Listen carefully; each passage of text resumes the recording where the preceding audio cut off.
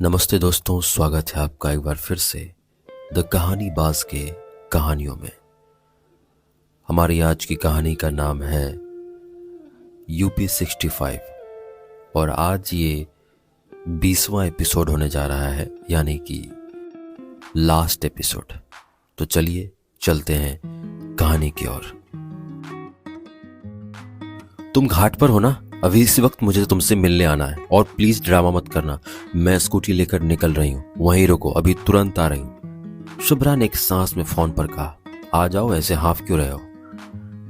आकर बताती हूँ। उसने झट से फोन काट दिया और अगले 20 मिनट में वो घाट पर थी, साथ में प्रसाद, पांडे, अखिल, मोहित, सब। यू डफर, हम लोगों से चुपकर बैठे हुए हो? शुभ्रा दौड़ते हुए आई और उसने पेट पर मुक्का से मारा। लगता है। मैं पेट पकड़कर बैठ गया। हाँ तो आरती उतारी जाए तुम्हारी, इडियट। छुप कर क्यों बैठे हुए हो? उसने फिर धौल जमाया। इधर हम लोग साला इनके लिए वीसी के दफ्तर के चक्कर काट रहे हैं और ये सरो यहाँ लौंडों के साथ घाट पर क्रिकेट खेल रहे हैं। प्रसाद चिल्लाया और फिर सब के सब मुझ पर चढ़ बैठे। इधर हम लोग परेशान होकर दौड़ भाग करके चप्पल घिसवा रहे हैं और ये जीवन का आनंद ले रहे हैं। मारो साले को एक और, दिमाग का दही करके रखा हुआ है, पांडे चिल्लाया। अब चलो, हॉस्टल चलना है कि नहीं? शुभ्रा ने कहा। ओह हॉस्टल, हाँ तो यही मोक्ष लेने का इरादा है क्या? शुभ्रा फिर से धौल जमाने आगे बढ़ी। लेकिन हॉस्टल में तो घुसने नहीं देंगे। मैंने कहा। हाँ तो हम लोग इतने दिन से अंतर्राष्ट्रीय नहीं खेल रहे थे, लड़ रहे थे वीसी से। रस्टिकेट का डिसीजन वापस हो गया है, मोहित ने कहा। हैं? मैं खुशी से उछल पड़ा। हाँ, तुमको अनिर्बन दास फेल किया था ना, और तुमको फेल करके बहुत कलप रहा था। उसके सप्लीमेंट्री एग्जाम में तुमको 60 में 59 आया है। तुम्हारा कॉपी चेक करके वो बेचारा और रोया। बोला कि इस लड़के को जब इतना आता था तो फेल काहे हो गया। मेरे 20 साल के टीचिंग करियर में किसी को 40 नंबर भी नहीं आया। वो इतना सदमे में आ गया कि वो खुद वाइस चांसलर से जाकर रिक्वेस्ट किया कि तुम्हारा करियर ना खराब किया जाए। प्रसाद बोला। मुझे 60 में 59 आया है? मैं अवाक था। हाँ, अनिर्बन दास फिर आहार बिहार ढाबे पर मिला था। परसों हम लोग बियर पीने गए थे, तुम्हारी बात पूछ के फिर कलप रहा था। हम लोग पूछे अब क्या हो गया सर? फेल वाली बात तो पुरानी हो गई। निशांत ने भी आपसे बोला था कि कोई बात नहीं है। तो मालूम है वो क्या बोला? प्रसाद हंसते हंसते गिरा जा रहा था। क्या बोला? मैंने पूछा। यूरेका यूरेका की तर्ज पर इम्पॉसिबल इम्पॉसिबल चिल्ला रहा था। चखने में तोता जैसे हरी मिर्ची कुतर रहा था, अट्ठास कर रहा था। उसके देखकर गोलमाल के क्लाइमेक्स में उत्पल दत्त की याद आ रही थी। प्रसाद जमीन पर पड़ गया था। कवाड़ी भी बहुत मदद किया बे। घनश्याम और बिरला बड़ोचा वाले लड़कों को पकड़ के वीसी दफ्तर ले जाके कबूल कराया कि सब हरामखोरी उनका था। वीसी अब उनको एक्सपेल करके तुम्हारा रस्टिकेशन वापस ले लिया है। पांडे बोला। वो लोग कैसे कबूल लिए?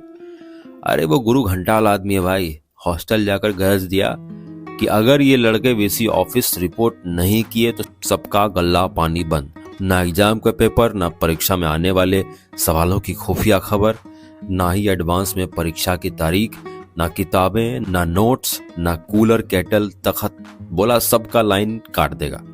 देखने लायक नजारा था। और वैसे भी ये लड़के आवारागर्द ही थे, उनके लिए आगे बढ़ के कौन आता। फौरन पेशी लगवा दी गई। मोहित ने कहा। वाइस चांसलर को तो बस इस बात से मतलब था कि जो फजीहत और जुतम पेजारी हुई है उसका ठिकरा किसी के सर फोड़ा जा सके। तुम्हारे सर नहीं तो उनके सर। पांडे ने कहा। तुमको मालूम है, तुम सुसवाही के जिन लड़कों को पढ़ाने जाते हो, उनके घर से जो लोग वीसी के दफ्तर और घर में काम करते हैं, वो भी वीसी से बोले कि तुम वो वापस ले लें। शुभा ने कहा। सर्वा वीसी भी सोच रहा था कि ये कौन लड़का है जिसके लिए प्रोफेसर से लेकर मेस वर्कर, सफाई करने वाले कर्मचारी तक सिफारिश लगाने आए। पांडे ने कहा। मेस वर्कर्स के बच्चे तुमको पूछ रहे थे, कह रहे थे भैया बहुत दिन से पढ़ाने नहीं आए हैं। शुभ्रा मुस्कुराकर मेरे गले लग गई। मैंने भी उसे जोर से गले लगा लिया। निष्काम प्रेम, प्रसाद बोला। निष्काम प्रेम, पांडे बोला। निष्काम प्रेम, मोहित बोला। ए चुप करो सालो, मैंने कहा। हाँ, सारा प्रेम उसी को दे दो, हम लोग तो कुछ किए ही नहीं है ना। पांडे ने तंज कसा। मैंने तीनों को भींच कर गले लगा लिया। ओह, तो ये है तुम्हारा ध्रुव तारा। पीछे आवाज आई। वो फिरंगी साधु बाबा पास से गुजर रहे थे, मुस्कुरा रहे थे। जी यही है। मैं मुस्कुराया। क्या ध्रुव तारा? शुभ्रा ने पूछा। कुछ नहीं, चलो नाव से उस पार चलते हैं यार, मैंने कहा। चलो, सबने कहा। हम भूंजा लेकर नाव पर बैठे हुए तमाम देर बस गंगा जी में कंकड़ फेंकते रहे। हमेशा की तरह कंकड़ पानी में बिला जाता था। जब कंकड़ पानी की तह पर गिरता था तो लुप की आवाज आती थी और गोल गोल चक्करदार लहरें छूटती थी, फिर धीरे धीरे गायब हो जाती थी, जैसे लहर कभी थी ही नहीं, कंकड़ कभी था ही नहीं, थी तो बस गंगा जी। यार अब की अगले सेमेस्टर ढंग से पढ़ेंगे, साला नहली मार देंगे इसकी जात का, पांडे ने कहा। हाँ पंडित जी सीधे टॉप मार देना, प्रसाद ने कहा। हम तो कह रहे हैं अभी से डेटा स्ट्रक्चर और C++ घोटना शुरू कर देते हैं, प्लेसमेंट का तैयारी भी बढ़िया से हो जाएगा। अबे यार इसको कोई नदी में फेंको, मोहित ने कहा। अबे निशंतवा तुमको मालूम है रोहित MMV की एक और लड़की पटा लिया है, साला डबल डेट मार रहा है, लार चुआता है और 2-2 लड़की घुमा रहा है, पांडे ने खबर सुनाई। अभी तो तुमको टॉप मारना था पंडित, देख लिए तुम्हारा कमिटमेंट हम, प्रसाद ने कहा। अबे हाँ यार, अब कल ही से पढ़ाई शुरू एकदम, पांडे ने गलती सुधारी। भैया जी नदी जहां सबसे गहरी हो उधर रोक देना है, एक लड़के को फेंकना है, मोहित ने मलाह से पूछा। ए वो देखो, पत्ते के दोने में दिया तैर रहा है, शुभ्रा ने चहकते हुए कहा। जैसे कोई अजूबा देख लिया हो। हाँ सुंदर लग रहा है, मैंने कहा। भैया नाव जरा बचा के निकालिए, दिया से टकरा गई तो वो डूब जाएगा, शुभ्रा ने डरते हुए कहा। नहीं डूबेगा, डूबेगा तो निशंतवा पानी में कूद जाएगा और उसको बचा लेगा, प्रसाद हंसा। निष्काम प्रेम, मोहित ने कहा। निष्काम प्रेम, निष्काम प्रेम, पांडे ने जैसे इको दिया। चुप करो सालो, मैंने कहा। लीजिए भैया जी, पार हो गए, मला ने कहा। मैं बच्चों को पढ़ाने सुसवाई पहुंचा तो सारे बच्चे नहा धोकर साफ सुथरे कपड़ों में बाल वाल काट कर कॉपी किताब खोलकर ऐसे बैठे थे मानो मेरा तमाम देर से इंतजार कर रहे हो। बच्चों ने ब्लैक बोर्ड पर पानी मारकर उसे चमका दिया था। खड़िया से किसी ने फूल बनाकर उसके बगल में तारीख और दिन लिख दिया था। दाहिने बाएं सिरे पर लाइन खींचकर एक एक बीते का मार्जिन भी बना दिया था। अरे क्या भैया जी, यहाँ हम लोग को इतना होमवर्क पकड़ा के इतना दिन के लिए खुद ही गायब हो गए, कहाँ हिरा गए थे? मेरे कमरे में दाखिल होते ही एक बच्चे ने कमर पर हाथ रखकर कहा, दूसरे हाथ को घुमाते हुए कहा, इधर हम लोग सब निबंध विबंध वगैरह पूरा रट उठ के बैठे हैं और आप खुद ही फरार थे, झूठे कॉपी घिसवा रहे हैं हम लोग से, कहाँ थे? दूसरे ने झूठ मूठ का गुस्सा दिखाते हुए पूछा। और आपको मालूम भी है, आप जो BHU वालों को एप्लीकेशन दिए थे हम लोग के नए क्लासरूम के लिए, उसका मंजूरी आ गया। अखिल भैया पढ़ाने आए थे तो बता रहे थे अब बड़का वाला क्लासरूम मिलेगा, वहां कुर्सी मेज खड़िया डस्टर सब। तीसरे ने कहा, क्या वो हॉल मिल गया? मैंने चहकते हुए कहा, हाँ तब क्या, अब उधरे क्लास लगाइए हम लोग का, पहले वाले ने कहा। और गोला काहे मारते हैं? यहाँ हम लोग कितने दिन से रोज नहा के पढ़ने आ रहे थे और यहाँ आ रहे हैं तो आप गायब हैं, जुट्ठे नहलवा दिए बिना बात के, खुजली करने लगता है, दूसरे वाले ने कहा। तुमको नहाने से खुजली होता है? मैंने पूछा। हाँ तब क्या, नहाने से कितना देख हो जाता है, वो बोला। अच्छा बैठ जाओ, नेतागिरी करवा लो बस तुमसे, होमवर्क किया हो? हाँ किया हूँ। क्या होमवर्क दिया था? मैं भूल गया। है कि हम बड़े होकर क्या करना चाहते हैं उस पर निबंध सुनाना था।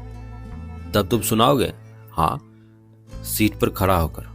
तब शुरू हो जाओ बुलंद आवाज में। मैं बड़ा होकर बहुत कुछ करना चाहता हूँ, जैसे जब मैं बड़ा हो जाऊंगा तो लंबा हो जाऊंगा तो मैं अलमारी से करौंदे का अचार डब्बा उतार कर खाऊंगा। अभी माई छुपा देती है और हाथ नहीं पहुंचता है। जब और बड़ा हो जाऊंगा तो मोटरसाइकिल चलाना चाहता हूँ। अभी मेरा पैर नीचे तक नहीं पहुंचता है। बड़ा होकर सुंदर लड़की से ब्याह भी करूंगा। बड़े भैया का ब्याह हो गया है, उनको शादी में स्कूटर मिला था। बड़ा होकर मैं कॉलेज भी जाऊंगा, उधर पढ़ाई करूंगा। समाप्त। लड़के ने बुलंद आवाज में कहा। बहुत सुंदर, मैंने कहा। मैंने इससे अच्छा निबंध पहले कभी नहीं सुना था। भले इस वक्त मैं इतने ठीक और पक्के तरीके से ये नहीं बता सकता था कि मैं बड़े होकर क्या बनना चाहता था, लेकिन इन बच्चों को सुनते हुए मेरा ये मलाल धीरे धीरे कम होने लगता था। साल भर मैंने शुभ्रा और दोस्तों के साथ इनका एक छोटा सा स्कूल सजा लिया था। पढ़ने वाले बच्चों की संख्या भी बढ़ने लगी। एक दिन मटकते लचकते वह बच्चा भी पढ़ने आ गया था, जो बस दिन रात 80 पर क्रिकेट खेलता था और जबरन आरती करता था, और उसके जैसे तमाम और भी। इन्हें पढ़ाना घाट पर खुले आसमान के नीचे लेटकर ध्रुव तारा खोजने जैसा था। मैं हर रोज उन्हें पढ़ाने आता और अक्सर उन्हें यह निबंध लिखकर सुनाने को कहता। वे बड़े मान और दुलार से मुझे अपनी भोली किस्सा गोई से वही निबंध सुनाते, और मैं साफ साफ देख पाता कि फिलहाल मैं उन्हें पढ़ाने में अपना सब कुछ लगा देना चाहता हूँ। इधर बीच घर से अपनी पुरानी डायरी भी उठा ले आया था। उसमें गाहे बगाहे कविताएं और कहानियां लिख लेता हूँ और इन बच्चों को सुनाता हूँ। वे खूब मन से सुनते हैं, ताली बजाते हैं। पापा फोन करते हैं तो उन्हें भी सुनाकर तंग करता हूँ। अब वे सिर्फ मौसम, बारिश, दूध और पढ़ाई की ही बात नहीं करते, और भी बहुत कुछ बोलते हैं। बाकी ना बनारस बदला है और ना बनारस हिंदू यूनिवर्सिटी। अब भी जब वहाँ एक नया बैच दाखिला लेता है तो उनका एक ऑफिशियल इंडक्शन होता है। कबाड़ी आज भी उन्हें केदारनाथ की लंबी कविता सुनाकर बनारस से उनका परिचय कराता है, और उन्हें लहर तारा से उठने वाले धूल के बवंडर से लेकर दशाश्वमेध घाट पर बैठने वाले मंदिरों की नम किरकिराती आंखों के बारे में बताता है। पांडे कॉलेज के चौथे साल में ही कॉलोनी के उन वाले अंकल को खोज रहा है जो कहते थे कि बेटा बस IIT कर लो फिर लाइफ सेट है, और मैं अब भी जोर से हंसते हुए उसे कहता हूँ सब पार लग जाएगा वे पंडित। वह चिढ़ते हुए कैसे पूछता है, और मैं काहे से बनारस से महाराज कहकर उसके कंधे पर हाथ रख देता हूँ। सच में मुझे खुद नहीं पता कि जब भी मैं काहे से बनारस से महाराज कहता हूँ तो उसका क्या अर्थ होता है। कुछ है भी या नहीं भी है, बस मुझे इतना पता है कि ऐसा कहने से सीना फूल जाता है, जैसे दम भरकर सांस खींच ली हो। ऐसा कहने से मन में उजास हो जाता है, जैसे गंगा जी में कोई दिया तैरा दिया हो। ऐसा कहने से दिल शांत हो जाता है, जैसे शुभ्रा ने अपने गर्म हाथ से मेरा हाथ पकड़ लिया हो। ऐसे कहने से सब कुछ ठहर जाता है, जैसे भैरवनाथ जी से मिलने जाऊं तो वे बताएं कि मुमुक्ष भवन में आज फिर किसी को मुक्ति मिल गई है। मैं आशा करता हूं कि आपको ये कहानी सुनने में काफ़ी मज़ा आया होगा, और आप लोगों से माफ़ी भी मांगना चाहूँगा कि मैं इस कहानी को रेगुलर अपलोड नहीं कर पाया। तो इसी तरह बने रहिए हमारे साथ और सुनते रहिए द कहानीबाज। धन्यवाद।